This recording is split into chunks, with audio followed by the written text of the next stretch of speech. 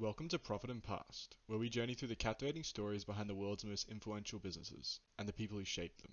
Today we're delving into the rapid rise and fall of Pets.com. For our younger viewers, the name Pets.com might not mean anything, and that's because the company simply did not exist for that long. The company's rapid rise to one of the titans of the pet industry, with a market cap of over 400 million, was only matched by an equally rapid fall into obscurity, going from IPO to liquidation in just 2 years. To understand how such a rapid rise was possible, you first need to understand the backdrop of the 1990s, and more specifically, the dot-com bubble. The late 1990s were a time of unprecedented optimism and rapid technological advancement. The internet was transforming from a niche technology into a global phenomenon, and businesses scrambled to stake their claim in this new digital frontier. It was in this climate of exuberance Pets.com was born, a company that aimed to revolutionize the pet supply industry through e-commerce.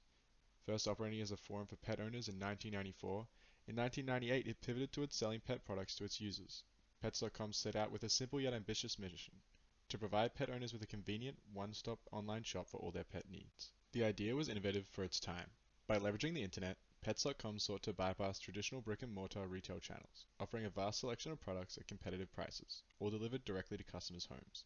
The founders believed that this new online market provided the perfect platform to disrupt the $23 billion pet industry in the United States. Pets.com's promising concept quickly attracted the attention of investors. In 1999, the company secured significant venture capital funding, most notably from Amazon.com, which acquired a substantial 30% stake in the company.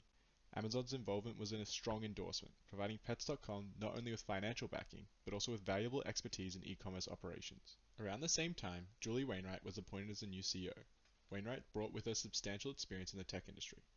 Prior to joining Pets.com, she served as the CEO of Reel.com, an online movie rental company. At Reel.com, she oversaw significant growth and eventually the company's acquisition by Hollywood Entertainment Corporation in 1998. Buoyed by investor confidence and a solid leadership team, Pets.com accelerated its expansion plans. In February 2000, the company went public, launching its initial public offering on the Nasdaq. The IPO raised approximately $82.5 million, with shares priced at $11 each. The move was intended to inject capital to fund operations, marketing, and further expansion. The successful IPO was seen as the validation of the company's business model and its potential to become a major player in the e-commerce space. Capitalizing on the fresh influx of funds, Pets.com embarked on an aggressive advertising campaign to build brand recognition. The centerpiece of this effort was the creation of the Pets.com sock puppet mascot, a lovable, quirky character that quickly became an icon of the dot-com era. The sock puppet starred in a series of humorous and memorable commercials, culminating in a high-profile advertisement during the Super Bowl. The Super Bowl spot alone cost the company over $1.2 million for the airtime. These marketing efforts catapulted Pets.com into the national spotlight, making it one of the most recognized brands among the new wave of internet companies. Despite the surge in brand awareness and increased customer traffic, Pets.com began to grapple with significant financial challenges from very early on. The company's business model involved offering deep discounts and subsidizing shipping costs to attract customers, a strategy that resulted in them losing money on nearly every sale. One of the critical issues was the nature of the products they sold. Items like pet food are heavy and bulky, yet they carry low profit margins. Shipping such products across the country was expensive, and the costs often exceeded the revenue generated from the sale. Pets.com operated primarily out of a single distribution center located in Indianapolis. This centralized logistics model meant that the customers located far from the distribution hub incurred higher shipping costs.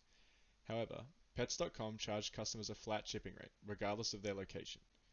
This approach meant that the company absorbed the additional costs for distant deliveries, further eroding the already thin profit margins.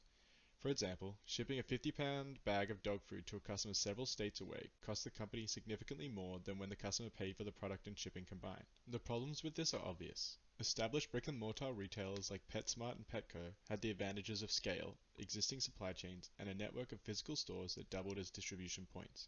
They could leverage bulk purchasing and in-store pickups to minimize shipping expenses, something Pets.com's online-only model couldn't replicate.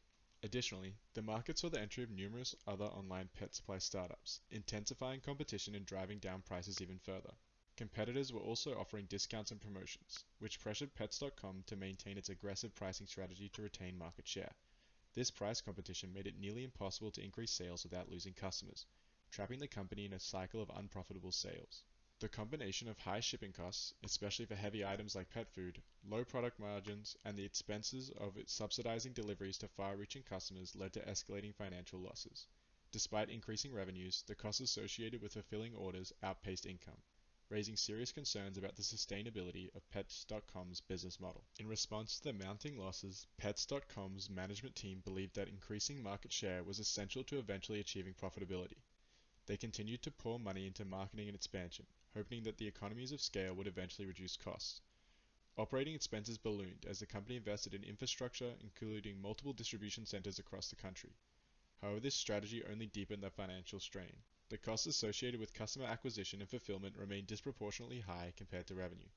Efforts to cut costs, such as reducing advertising spend, came too late and were insufficient to offset the ongoing losses. By late 2000, the situation had become untenable.